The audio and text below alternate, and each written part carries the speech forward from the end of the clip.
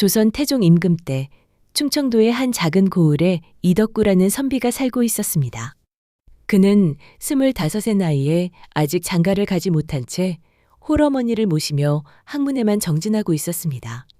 아버지는 이덕구가 어릴 때 돌아가셔서 어머니 홀로 아들을 키워내셨지요.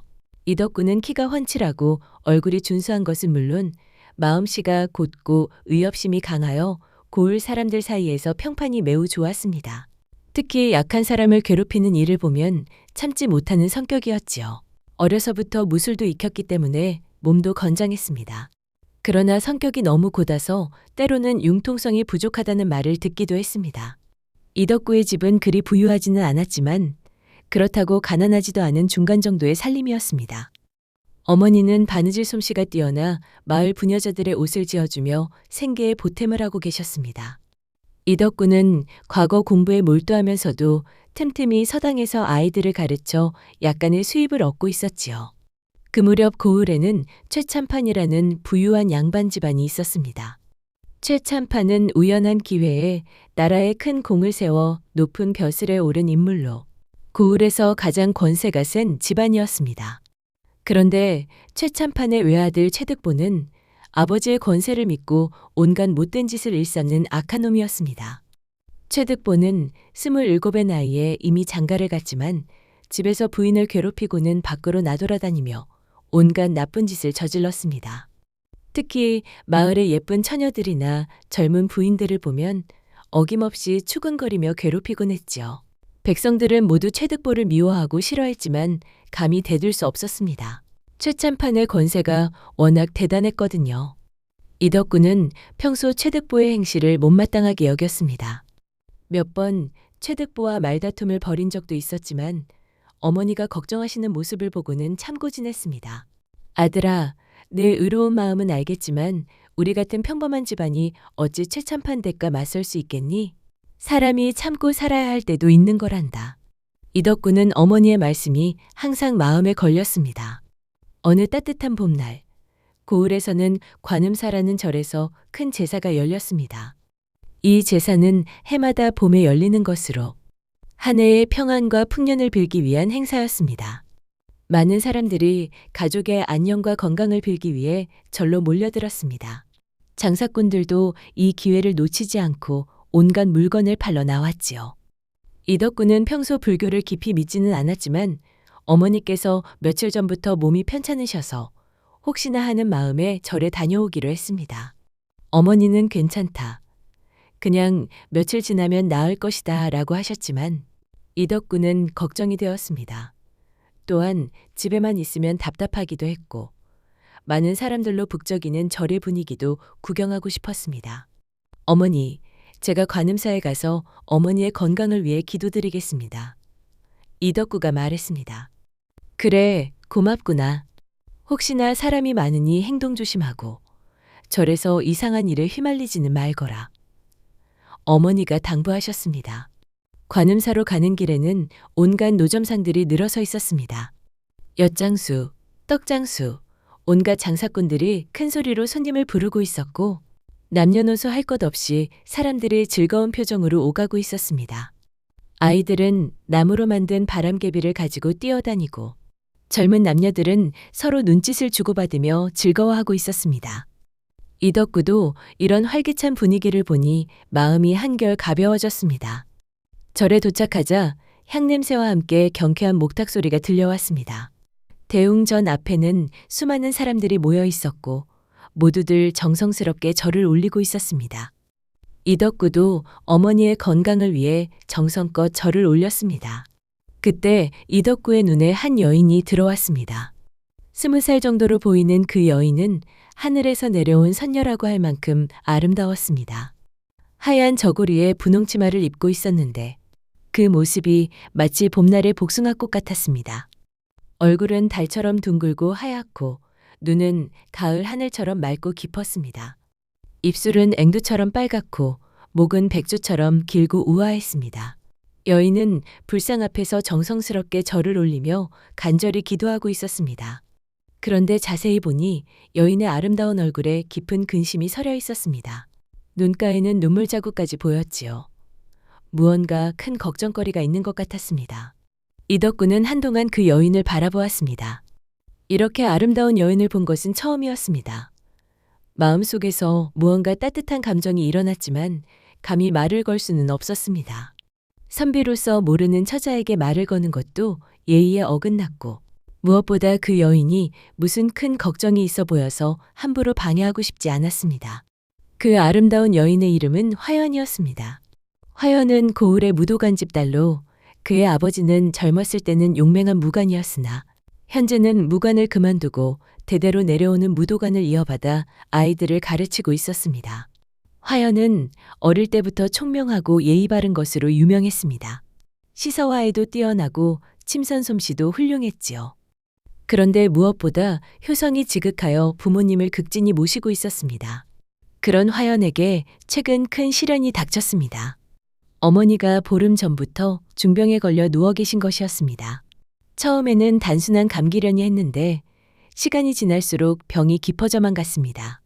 열이 계속 나고 음식도 제대로 드시지 못하셨습니다. 여러 의원을 불러보았지만 모두 고개를 젓기만 할 뿐 어머니의 병은 나아지지 않았습니다. 화연의 아버지는 전국의 명의라는 명의는 다 찾아가 보자며 애를 썼지만 소용이 없었습니다. 화연은 밤낮으로 어머니 곁을 지키며 간병했습니다. 그러다 보니 화연 자신도 많이 야위어졌지요. 화연은 마지막 희망을 안고 관음보살께 어머니의 쾌유를 빌기 위해 절에 온 것이었습니다.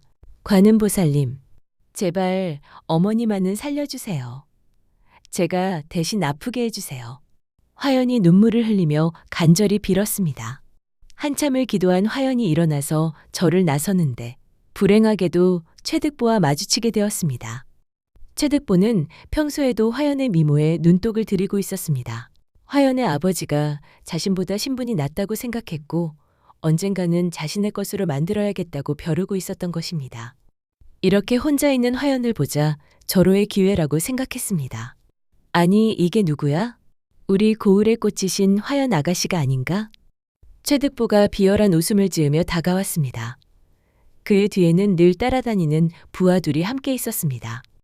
저는 집안에 급한 일이 있으니 이만 가보겠습니다. 화연이 예의를 갖춰 인사하며 피하려고 했습니다. 하지만 마음속으로는 몹시 불안했습니다. 최득보의 평소 행실을 모르는 사람이 없었거든요. 급한 일이라니. 나 최득보와의 일보다 급한 일이 어디 있겠소? 아가씨, 차 한잔 같이 하지 않겠소? 나와 함께라면 즐거울 텐데. 최득보가 화연의 가는 길을 막으며 손목을 붙잡았습니다. 화연의 얼굴이 새파랗게 질렸습니다. 놓으세요. 저는 정말 급한 일이 있습니다. 어머니께서 병환 중이시라서. 화연이 손을 뿌리치며 간절히 부탁했습니다. 어머니가 아프다고? 그럼 더욱 나와 함께 해야지. 내가 가장 용한 의원도 소개해주고 값비싼 약도 구해다 줄 수 있어. 어떠냐? 최득보가 더욱 끈질기게 매달렸습니다. 거참, 이 계집이 건방지게? 내가 누군지 모르느냐? 나는 최참판 나리의 아들이다. 나와 함께하는 것이 영광인 줄 알아야지. 최득보의 목소리가 점점 거칠어졌습니다. 화연은 더욱 겁이 났습니다. 주변에 사람들이 많이 있었지만 모두 최득보를 무서워해서 도와주는 사람이 없었습니다. 오히려 슬그머니 자리를 피하는 사람들만 있었지요. 화연은 필사적으로 몸부림치며 도망치려 했습니다. 살려주세요. 누구 좀 도와주세요. 화연이 소리쳤지만 사람들은 모른 척했습니다. 최득보는 화연을 더욱 거칠게 붙잡으며 다른 손으로는 화연의 얼굴을 만지려 했습니다. 소리 지르지 마라. 어디 도망갈 생각도 하지 말고 오늘은 네가 나와 함께 가는 거야. 순순히 따라오면 좋은 일이 있을 것이야. 화연은 절망했습니다. 최득보에 대한 소문이 사실이라면 자신의 정절이 더럽혀질 것이 분명했습니다. 그런 일이 벌어진다면 어떻게 부모님 얼굴을 보겠습니까? 특히 병환 중인 어머니께 이런 수치를 안겨드릴 수는 없었습니다. 그 순간 화연은 죽음을 각오하고 결심했습니다. 차라리 죽더라도 이 악한 놈에게 몸을 맡기지는 않겠다고 마음먹었지요. 안 돼요. 절대 안 돼요. 차라리 죽겠어요. 화연이 마지막 힘을 다해 최득보의 손을 뿌리치고는 절 옆을 흐르는 강물을 향해 뛰기 시작했습니다. 이 미친 계집이 잡아라! 최득보가 당황해서 소리치며 부하들에게 명령했습니다. 하지만 화연은 이미 강가에 도착해 있었습니다. 돌아서 보니 최득보와 그 부하들이 쫓아오고 있었습니다. 화연은 더 이상 물러날 곳이 없었습니다. 어머니, 죄송해요. 딸이 먼저 갑니다. 화연이 눈을 감고 강물로 뛰어들었습니다. 첨벙 하는 소리와 함께 화연이 물속으로 사라졌습니다. 그 순간을 멀리서 지켜보고 있던 이덕구가 깜짝 놀라며 달려왔습니다. 그는 아까부터 최득보가 화연을 괴롭히는 것을 보고 있었는데 이런 끔찍한 일이 벌어질 줄은 몰랐습니다. 이덕구는 평소 수영을 잘했기 때문에 망설이지 않고 강물에 뛰어들었습니다. 아가씨, 잠깐만요. 제가 구해드리겠습니다. 이덕구가 외치며 물속으로 들어갔습니다. 하지만 봄철 강물은 생각보다 거셌습니다. 며칠 전에 내린 봄비로 물살이 매우 빨랐거든요. 게다가 화연은 이미 의식을 잃고 물에 떠내려가고 있었습니다. 이덕구는 필사적으로 헤엄쳐서 화연을 찾아보았습니다. 물속을 뒤지고 또 뒤졌지만 화연의 모습은 보이지 않았습니다. 한참을 물속에서 헤맨 끝에 이덕구는 겨우 분홍색 수놓은 신발 한 짝만 건질 수 있었습니다. 그 신발은 화연이 신고 있던 것이 분명했습니다. 물살에 휩쓸려 벗겨진 것 같았지요. 이덕구는 그 신발을 품에 안고 물에서 나왔습니다. 마음은 무겁기 그지 없었습니다. 이덕구가 신발을 들고 물에서 나오자 최득보가 화가 나서 달려왔습니다. 그의 얼굴은 분노로 일그러져 있었습니다. 야, 이 자식아. 네가 내 여자를 어디 숨겼어? 당장 내놔. 최득보가 이덕구의 가슴팍을 붙잡으며 소리쳤습니다. 무슨 소리요? 당신이 그 아가씨를 괴롭혀서 물에 뛰어든 것 아니요? 부끄러운 줄 아시오.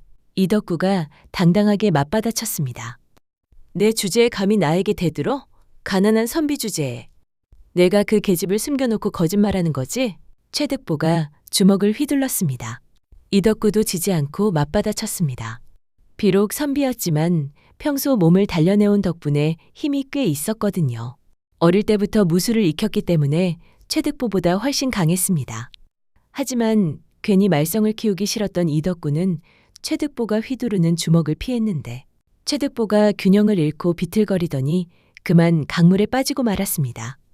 어푸푸, 살려줘. 나 수영 못해. 최득보가 허우적거리며 소리쳤습니다.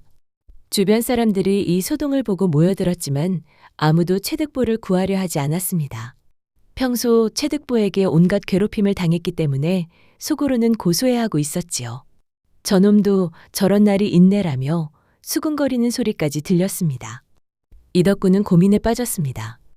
아무리 미운 놈이라도 사람이 물에 빠져 죽어가는데 구해야 하지 않을까라고 생각했습니다. 더군다나 최득보가 죽으면 최참판이 자기네 식구를 가만히 놔두지 않을 것 같아서 어쩔 수 없이 강물에 뛰어들어 이덕구를 찾아봤지만 최득보 역시 찾을 수 없었습니다. 한참을 찾다가 결국 이덕구는 그 자리를 떠나기로 했습니다. 최득보의 생사는 하늘의 뜻에 맡기고 자신은 빨리 도망가야 했습니다. 만약 최득보가 죽으면 최참판이 가만두지 않을 테니까요. 이덕구는 화연의 신발을 품에 안고 집으로 달려갔습니다. 집에 도착하자마자 어머니께 사실을 모두 말씀드렸습니다. 어머니는 아들의 의로운 행동을 자랑스러워하면서도 걱정이 앞섰습니다. 아들아, 내 마음은 충분히 이해한다. 그 아가씨가 불쌍하긴 하지만 이제 최참판이 가만두지 않을 것이야. 어서 피해야 한다. 어머니가 걱정스럽게 말했습니다. 어머니, 저 혼자 도망가면 어머님은 어떻게 하시나요? 혹시 어머님께 해를 끼치면 어떻게 해요? 이덕구가 걱정했습니다. 걱정 마라. 나는 아무것도 모르는 일이라고 하겠다. 걸음이 느린 나까지 같이 움직이면 둘 다 잡힌다. 너는 어서 멀리 가서 몸을 숨겨라. 바람이 잠잠해지면 그때 돌아오너라. 어머니가 머리에서 금비녀를 빼내어 아들에게 주며 말했습니다. 이것을 팔아서 당분간 생활하거라. 이덕구는 어쩔 수 없이 집을 떠나기로 했습니다. 간단한 짐을 챙기고 어머니께 깊이 절을 올린 후 뒷문으로 나갔습니다. 밤을 틈타 고을을 벗어나 남쪽으로 향했습니다. 40~50리를 걸어가니 깊은 산속이 나왔습니다. 이덕구는 이곳에서 몸을 숨기기로 했습니다. 산속에는 작은 동굴이 하나 있었습니다. 짐승들이 겨울을 나는데 쓰던 곳 같았지만 지금은 비어 있었습니다. 이덕구는 그 동굴을 보금자리로 삼았습니다. 배고프면 산에서 나는 열매나 나무를 따먹고 목마르면 근처 샘물을 마셨습니다. 낮에는 가져온 책을 읽고 밤에는 별을 보며 지냈습니다. 며칠이 지나자 이상하게도 마음이 평온해졌습니다. 속세의 시끄러운 일들에서 벗어나니 오히려 자유로운 기분이었습니다. 산새들의 지저귀임과 바람소리만이 들렸고 아무도 자신을 괴롭히지 않았습니다. 다만 고향에 계신 어머니 걱정만이 마음을 무겁게 했습니다.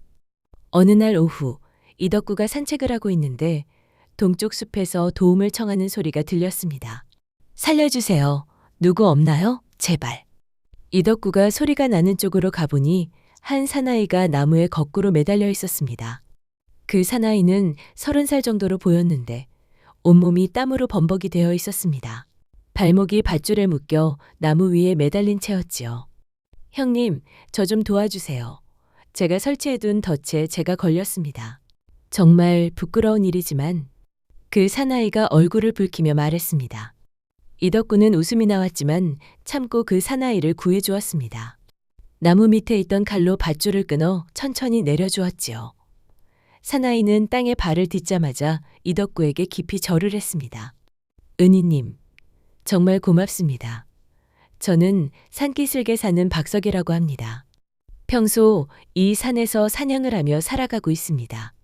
박석이 자신을 소개했습니다. 저는 이덕구라고 합니다. 사정이 있어 잠시 이 산에서 지내고 있습니다. 이덕구도 자신을 소개했는데 최씨 집안과의 일은 숨기고 그냥 조용히 공부하기 위해 산에 왔다고 했습니다. 박석은 이덕구의 말투와 행동을 보니 학식이 있는 선비임을 알 수 있었습니다. 더욱 존경하게 되었지요.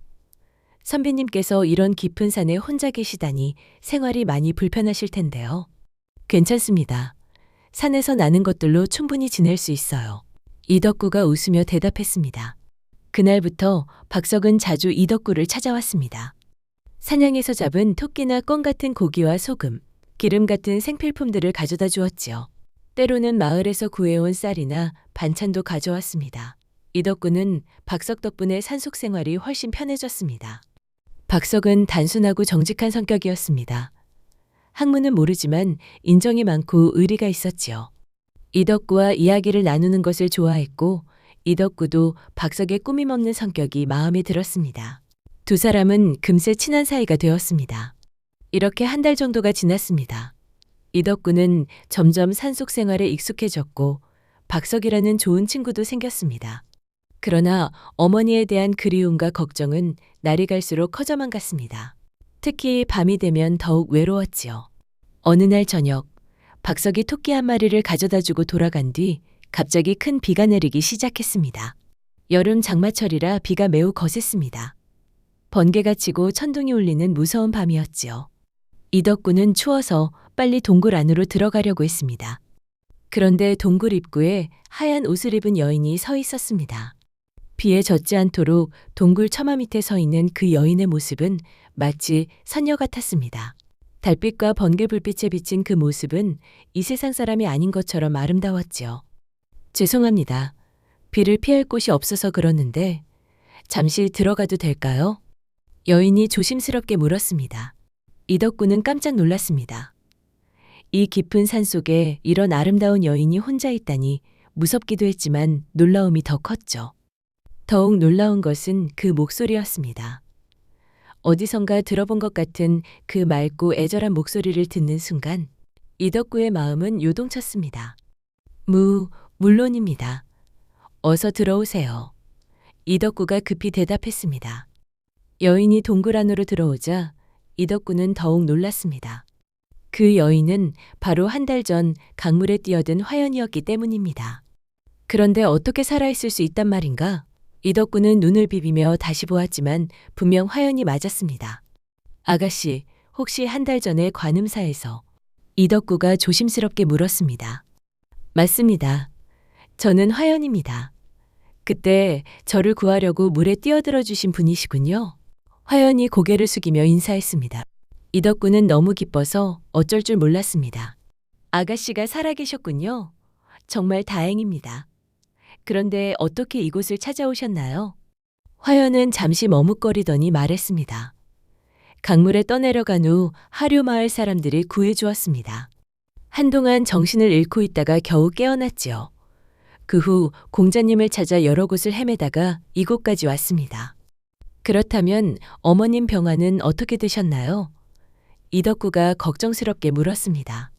화연의 얼굴이 어두워졌습니다. 어머님께서는 제가 실종된 충격으로 더욱 위독해지셨습니다. 아버님도 저를 찾느라 밤낮을 가리지 않고 계시고요.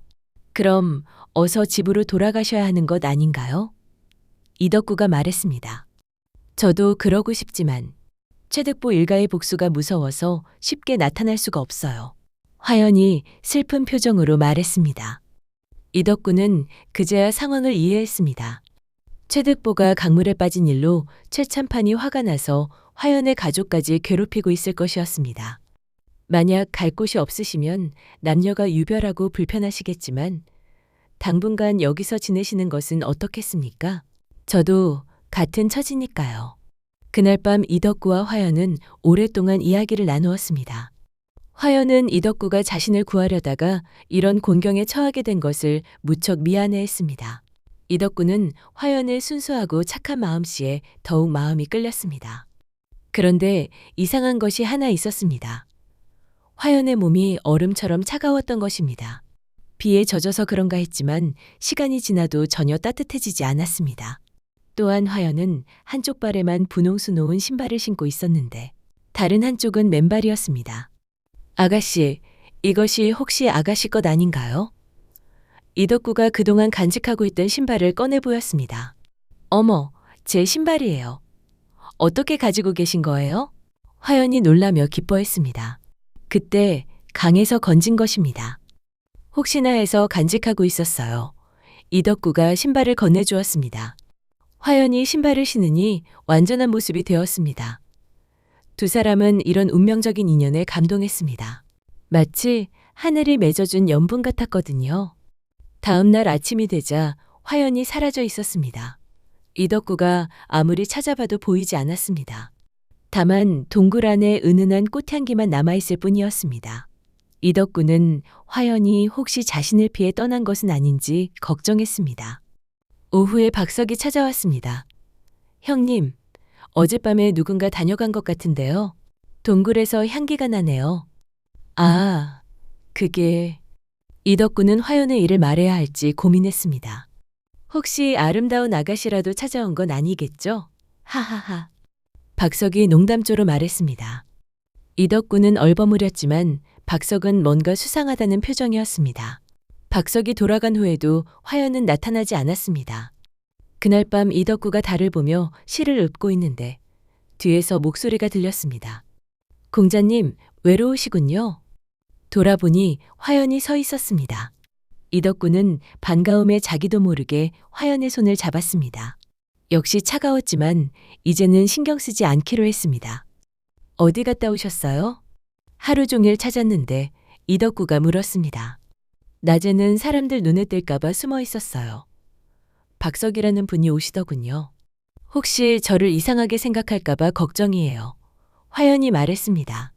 그럼 앞으로는 박석이 올 때만 숨어 계시면 되겠네요. 이덕구가 제안했습니다. 이렇게 이덕구와 화연은 은밀하게 만나기 시작했습니다. 박석이 없는 밤이면 화연이 나타나 이덕구와 함께 시간을 보냈습니다. 두 사람은 시를 읊기도 하고 미래에 대한 꿈을 이야기하기도 했습니다. 화연은 글씨도 잘 썼고 그림도 잘 그렸습니다. 이덕구는 점점 화연에게 깊이 빠져들었습니다. 그런데 박석은 날이 갈수록 의심을 품었습니다. 동굴에서 나는 향기와 때때로 들리는 여인의 웃음소리 때문이었죠. 어느 날 박석이 이덕구를 다그쳤습니다. 형님, 정말 아가씨가 있는 거 아니에요?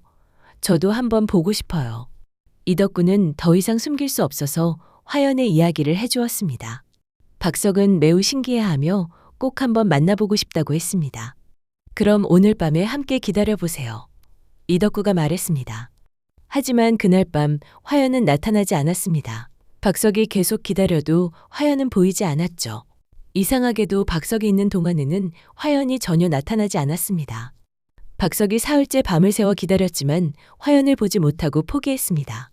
형님이 너무 외로워서 환상을 보시는 것 같아요. 박석이 걱정스럽게 말했습니다. 박석이 산을 내려간 그날 밤, 화연이 다시 나타났습니다.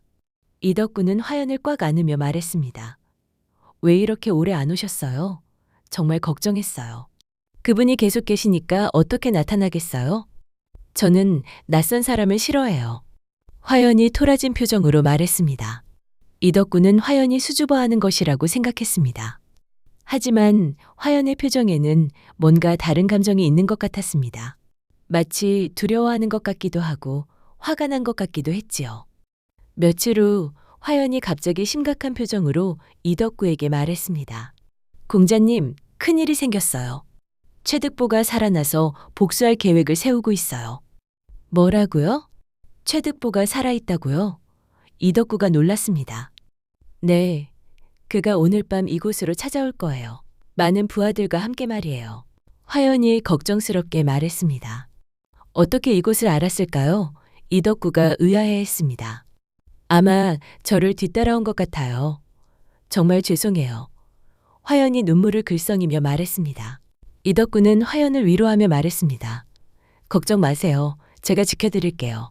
하지만 그들이 많이 올 텐데요. 혹시 좋은 무기라도 있으면 화연이 말했습니다. 무기라면 제 증조 할아버님 묘소에 명검이 하나 묻혀 있어요. 증조 할아버지께서 젊었을 때 쓰시던 검인데 영성이 강해서 묘소에 묻어놓으라고 하셨었다고 합니다. 화연이 말했습니다. 화연은 이덕구를 묘소로 안내했습니다. 이덕구는 화연이 알려준 위치로 가서 열심히 땅을 팠습니다. 한참을 파니 정말로 아름다운 검이 하나 나왔습니다. 칼날이 푸른빛을 띠는 명검이었지요. 이덕구가 검을 들어보니 매우 가벼우면서도 날카로웠습니다. 이런 명검이 있다니 놀랍군요. 증조 할아버지께서 유명한 무관이셨거든요.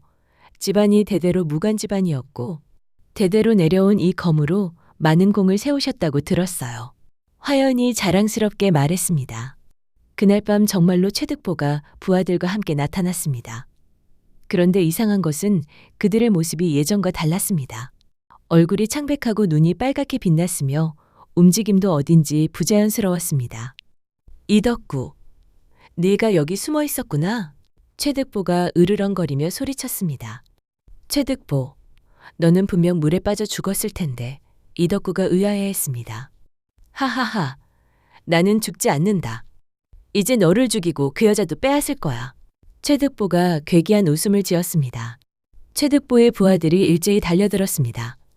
이덕구는 명검을 뽑아들고 맞섰습니다. 하지만 상대방들의 힘이 예전보다 훨씬 강해진 것 같았습니다. 게다가 그들의 입에서 검은 연기 같은 것이 나왔는데 이덕구가 그것을 마시자 갑자기 어지러워졌습니다. 이덕구, 이제 죽어라. 최득보가 칼을 들고 달려들었습니다. 바로 그때 동굴 밖에서 빛이 나는 화살들이 쏟아져 들어왔습니다. 최득보와 그 부하들이 화살에 맞자 갑자기 검은 연기로 변하며 사라져버렸습니다. 형님, 괜찮으세요?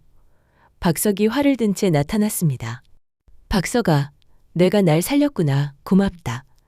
그런데 어떻게 알고 왔어? 그리고 왜 화살에서 빛이 났지? 이덕구가 물었습니다. 갑자기 자는데 꿈에 어떤 무인 같으신 분이 제 화살에 빛을 쏘아주시며 저에게 소리를 치셨어요. 빨리 일어나서 친구를 도와주거라. 깜짝 놀라서 잠에서 깼는데 뭔가 이상한 기운이 형님 동굴 쪽에서 느껴져서 와봤더니 이런 일이. 박석이 놀란 표정으로 말했습니다. 그런데 방금 전 그들은 뭐였어요? 사람 같지 않았는데. 화연이 조용히 말했습니다. 그들은 이미 죽은 자들의 혼령이었어요. 악한 자들의 한이 깊어서 이승에 머물고 있던 거죠. 그럼 아가씨는 박석이 화연을 보며 무언가 깨달은 듯한 표정을 지었습니다. 화연이 고개를 끄덕였습니다. 저도 마찬가지예요. 사실 저는 그날 강물에서 죽었어요. 하지만 이덕구 공자님에 대한 감사함과 그리움, 그리고 부모님에 대한 죄송한 마음으로 이승에 머물고 있었던 거예요. 이덕구는 충격을 받았지만 의외로 마음이 평온했습니다. 어쩐지 화연의 몸이 차갑고 박석이 있을 때는 나타나지 않았던 것이었습니다. 그럼 이제 우리는 더 이상 만날 수 없는 건가요? 이덕구가 슬픈 표정으로 말했습니다. 방법이 하나 있어요. 화연이 말했습니다. 제 증조 할아버지 묘소 근처에 천년 묵은 신비한 약초가 있어요. 그것을 다려서 최참판의 딸 최수저에게 먹이면 제가 그 몸에 다시 태어날 수 있어요. 최수저요? 최득보의 누이 동생 말인가요? 이덕구가 물었습니다. 네, 그 아가씨는 지금 중병에 걸려 위독한 상태이고 원래 오늘 죽을 운명입니다. 제가 그 몸으로 다시 태어나면 우리가 함께 살 수 있어요. 화연이 설명했습니다. 이덕구는 고민했습니다. 그것이 옳은 일인지 확신할 수 없었거든요. 하지만 화연에 대한 사랑이 너무 컸습니다. 박석이 말했습니다. 형님, 어차피 최씨 집안과는 원수지간 아닙니까? 게다가 그 아가씨가 살아나는 것이니 나쁜 일은 아니잖아요. 결국 이덕구는 화연의 말대로 하기로 했습니다. 약초를 캐서 달인 후 박석과 함께 고을로 내려갔습니다. 마침 최참판 집안에서는 최소저의 병을 고쳐줄 사람을 찾고 있었습니다. 최득보가 죽은 후 최소저마저 위독해지자 최참판은 그야말로 절망에 빠져 있었거든요. 누구든 딸을 고쳐주면 큰 상을 주고 혼인을 아직 안 한 사람이면 딸과도 혼인을 시켜주겠다고 방을 붙였습니다. 이덕구가 약을 가지고 최참판 집에 나타나자 처음에는 모두 놀랐습니다. 하지만 딸의 생명이 급한 최참판은 이덕구의 말을 들어보기로 했습니다. 정말 우리 딸을 살릴 수 있겠소? 최참판이 간절히 물었습니다. 해볼 수 있습니다. 다만 혹시 효과가 없더라도 저를 원망하지 말아주시기 바랍니다. 이덕구가 말했습니다. 이덕구가 정성껏 따린 약을 최소저에게 먹이자 놀라운 일이 일어났습니다.